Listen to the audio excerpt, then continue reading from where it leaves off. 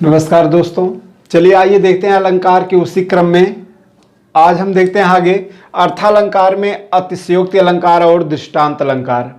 इसके पहले आपको कई अलंकार के भेद पढ़ा दिए गए हैं, अर्थालंकार के और शब्दालंकार के, जिसका लिंक आपको डिस्क्रिप्शन में मिल जाएगा। अगर ना देखो तो वहां से जाके आप देख सकते हैं। फिलहाल आज देखते हैं अतिशयोक्ति अलंकार और दृष्टांत अलंकार। चलिए देखिए, अतिशयोक्ति अलंकार कहाँ होता है। अतिशयोक्ति माने अति माने अधिक, शयोक्ति माने जो उक्ति कही गई हो, यानी कोई बात ऐसी जो अत्यधिक चढ़ा बढ़ा के कह दी जाए, यहां तक कि चढ़ा बढ़ा के बात कही जाए कि वो पूरी तरीके से झूठ प्रतीत होने लगे, तो उसे हम अतिशयोक्ति अलंकार कहते हैं। यानी कोई बात इतना बढ़ा चढ़ा के कहना कि वो झूठा प्रतीत होने लगे, वो झूठ सा प्रतीत होने लगे, तो उसे हम अतिशयोक्ति अलंकार कहते हैं। जैसे उदाहरण से देखिए, परीक्षाओं में पूछे गए उदाहरण है। क्या पूछा गया? लिखा गया कि हनुमान जी के पूछ में लग न पाई आग, लंका सिगरी जल गई गए निशाचर भाग। यहां अतिशयोक्ति क्यों है? क्योंकि कह रहे हैं आग लग नहीं पाई है, उसके पहले ही लंका सिगरी जल गई। क्या बिना आग लगे लंका जल सकता है? नहीं। यानी इतनी बढ़ा चढ़ा के बात कही गई कि यह झूठ सा प्रतीत होने लगा, इसलिए यहां कौन सा अलंकार है? अतिशयोक्ति अलंकार। आगे कह रहे हैं पानी परात को हाथ छुयो नहीं, नैनन के जल से पग धोए। सुदामा जी से जुड़ी हुई बातें हैं। श्री कृष्ण सुदामा कह रहे हैं कि देख सुदामा की दीन दशा, करुणा करके करुणा निधि रोए, पानी परात को हाथ छुयो नहीं, नैनन के जल से पग धोए।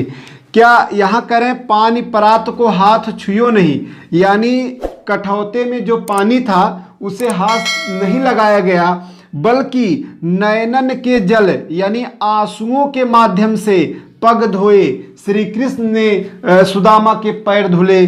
जो अतिशयोक्ति सा प्रतीत हो रहा है, झूठा सा प्रतीत हो रहा है कि ऐसा असंभव है ऐसा हो पाए, तो इसलिए यहां कौन सा अलंकार है? अतिशयोक्ति अलंकार।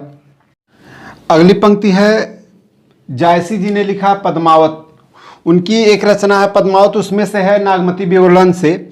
नागमती कहते हैं कि बरसय मघा झकोरी झकोरी, मोर दुई नयना चुए जसोरी। यहाँ देखिए, नागमती कह रहे हैं कि नेत्रों का जल इस प्रकार से गिर रहा है जैसे ओरी का पानी गिरता हो। जो अतिशयोक्ति सा, आंखों से क्या कभी ओरी के पानी जैसा जल गिर सकता है? यह अतिशयोक्ति सा यानी झूठा सा प्रतीत होता है, इसलिए यहां पर अतिशयोक्ति अलंकार है। ओरी का अर्थ होता है छप्पर से पानी गिरना, जो छप्पर के किनारे से पानी चूता है उसी को ओरी कहते हैं।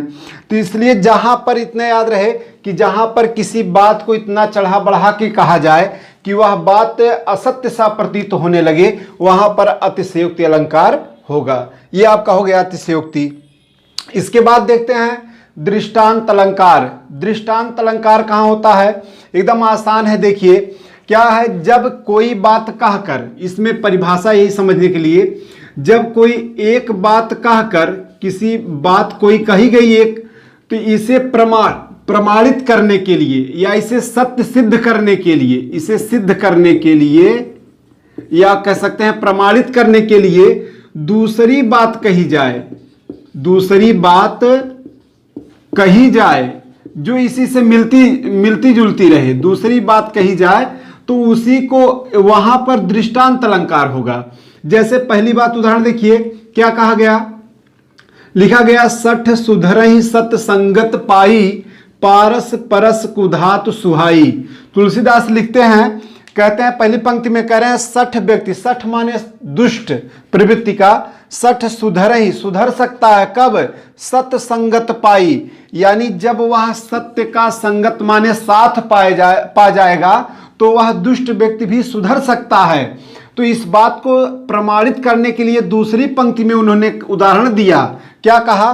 पारस परस, जिस प्रकार से पारस एक पत्थर है, उससे परस माने छूने पर, कुधातु माने बुरी धातु, लोहा भी सुहाई सोने के समान यानी कीमती हो जाता है। तो यहां देखिए पहली पंक्ति में कोई बात कही गई कि दुष्ट व्यक्ति भी सुधर सकता है, अच्छे संगत को पाकर। इस बात को सिद्ध करने के लिए उन्होंने उदाहरण दिया दूसरी पंक्ति में कि पारस पत्थर से अगर कोई धातु छू जाए तो वह भी कीमती हो जाता है। तो इस प्रकार से जहां स्थिति रहे वहां दृष्टांत अलंकार होगा। एक उदाहरण और है, जैसे लिखा दुर्बल को ना सताइए जाकी मोटी हाय। करें दुर्बल व्यक्ति को कभी सताना नहीं चाहिए, क्योंकि जाकी मोटी हाय उसके हृदय से निकली हुई आह बहुत ही भयंकर होती है। तो इस बात को प्रमाणित करने के लिए उन्हें दूसरी पंक्ति में क्या कहा, कह रहे हैं कि सत्य करने के लिए सिद्ध कर रहे हैं, मुई खाल की श्वास से सार भस्म हो जाए। दूसरी पंक्ति में उन्होंने सिद्ध किया कि मरे हुए खाल माने चमड़े, मरे हुए चमड़े की श्वास, यानी आप देखे होंगे पहले भट्टियां होती थी तो इस प्रकार से चमड़े से बनी होती थी, उसी हवा दिया जाता था लोहे को गलाने के लिए, तो उस भट्टी का प्रयोग होता था। तो वही कह रहे मुई खाल की श्वास से, यानी मरे हुए चमड़े की हवा से सार भस्म हो जाए, लोहा भी भस्म हो जाता है। तो इसी प्रकार से यहाँ पहली बात को सिद्ध करने के लिए दूसरी बात कही गई, यहाँ इसीलिए दृष्टांत अलंकार हो जाएगा।